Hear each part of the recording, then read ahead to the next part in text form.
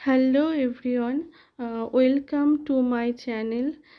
কেমন আছো সবাই? আশা করছি সবাই ভালো আছো, আমিও ভালোই আছি।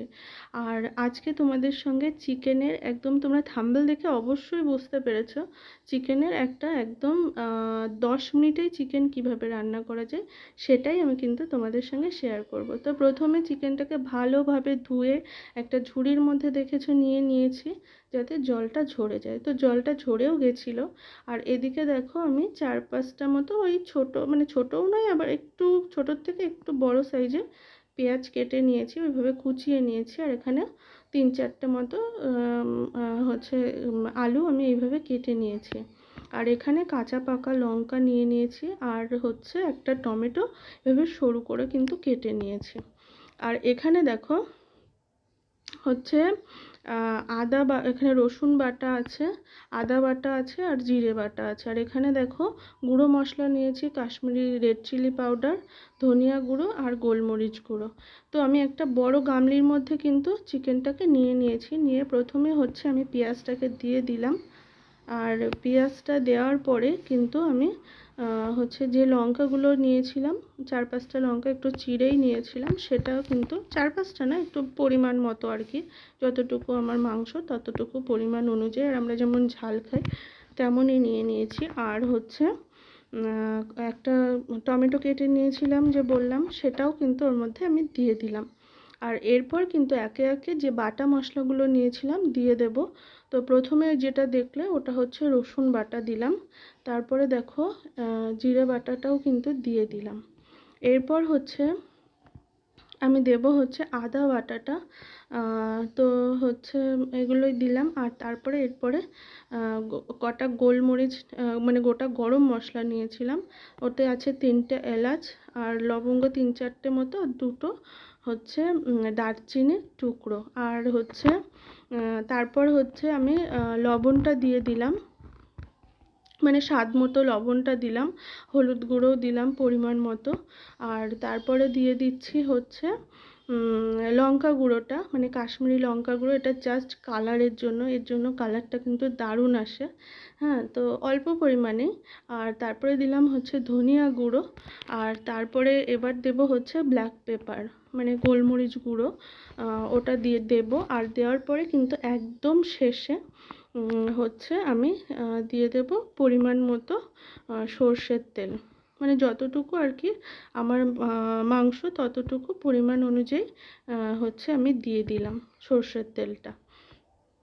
তারপরে ভালো করে এটাকে আমি কিন্তু বেশ কিছু সময় ধরে, মানে 1 মিনিট মতো আমি ভালো করে মেখে নেব। আর মাংসর সাথে মশলাটা ভালোভাবে মিশিয়ে নেব।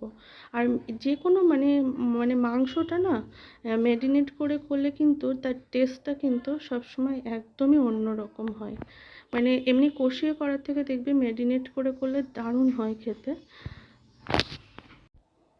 তো একটু সময় ধরে কিন্তু আমি এটা মেখেই নিয়েছি। দেখো ভালো করে কিন্তু মাখাটা কমপ্লিট হয়ে গেছে। এবার আলুগুলো কিন্তু আমি ভাজিনি, ওইভাবেই কিন্তু দেব। ওই যে বললাম 10 মিনিটের চিকেন, যাদের হাতে সময় একদম কম তারা এইভাবে একবার চিকেন রান্না করে দেখো, অবশ্যই ভালো মানে কতটা টেস্ট হয় সেটা না রান্না করলে বুঝতে পারবে না। তো সেই জন্যই বললাম আর কি। তা আমার মাংসটা কিন্তু মাখা কমপ্লিট হয়ে গেছে। আর এদিকে দেখো প্রেসার কুকারটা নিয়েছি, প্রেসার কুকারের মধ্যে এবার আমি মাংসগুলোকে দিয়ে দিচ্ছি। মাংসগুলোকে দিয়ে তারপর কিন্তু মানে সবটাই আমি দিয়ে দিচ্ছি, দিয়ে তারপর কিন্তু এর মধ্যে একটু উষ্ণ গরম জল দিতে হবে। আর এখন যেহেতু দুপুর, সেই জন্য আমি একটু ভাতের জন্য জল গরম বসিয়েছিলাম, সেই জল থেকেই উঠিয়ে আমি জলটা কিন্তু আমি এই প্রেসার কুকারে দিয়ে দিচ্ছি। আর যে বাটিটা, মানে গামলিটায় আমি মাংসটাকে ম্যারিনেট করেছিলাম, ওই বাটিতেই কিন্তু জলটা দিয়ে একটু ধুয়ে আমি ওই প্রেসার কুকারের মধ্যে আর কি দিয়ে দিলাম। আর তারপরে একটা খুন্তি দিয়ে একটু নেড়ে চেড়ে দেবো, কেননা যখন আমি প্রেসার কুকারটা গ্যাসে বসাবো, নিচে যদি ধরে টরে যায়, হ্যাঁ, সেই জন্য একটু ভালোভাবে নেড়ে চেড়ে দিতে হবে। দিয়ে এবার গ্যাসে কিন্তু হচ্ছে বসিয়ে দিচ্ছি আর কি। আর এটা ওই 4টে মতো হুইসেল দেব। 4টে মতো হুইসেল দেওয়ার পর হচ্ছে তোমাদেরকে দেখাচ্ছি যে কেমন কি হয়েছে, আর তারপরেও কি করতে হবে না করতে হবে সেটাও আমি কিন্তু তোমাদেরকে দেখাচ্ছি আর কি। হচ্ছে দেখো, এই যে আমি হুইসেল দিয়ে একটু রেস্টেও রেখেছিলাম, এই রকম হয়েছে। আমি ভাবছি যে একটু ঝোলটাকে কমানোর প্রয়োজন আছে, সেই জন্য আরেকটু ফোটাতে দিয়েছি, আর একটু নেড়ে চেড়েও দিচ্ছি, উপর নিচ করে দিচ্ছি আর কি, যাতে হচ্ছে হচ্ছে ভালোভাবে সেদ্ধ হয়ে যায়। তোমাদেরকে দেখাচ্ছি যে দেখো কতটা সেদ্ধ হয়ে গেছে, একটা আলুকে ভেঙেই দেখিয়ে দিলাম তোমাদেরকে। তো লাস্টে, একদম লাস্টে আমি একটুখানি তেল দিয়েছিলাম, মানে চিকেনে একটা না মানে কাঁচা তেলের ফ্লেভার আসলে আমার বেশ দারুণ লাগে ব্যাপারটা, সেই জন্য দিয়েছিলাম। তো একদম দেখো রেডি, কেমন লাগছে দেখতে, বেশ টেস্টি হয়েছিল জানো তো। মানে আমিও ফার্স্ট টাইমই ট্রাই করলাম। তো এরকমভাবে তোমরা একবার চিকেন রান্না করে দেখো, অবশ্যই ভালো হবে। আর আমার ভিডিওটা যদি ভালো লাগে অবশ্যই লাইক কমেন্ট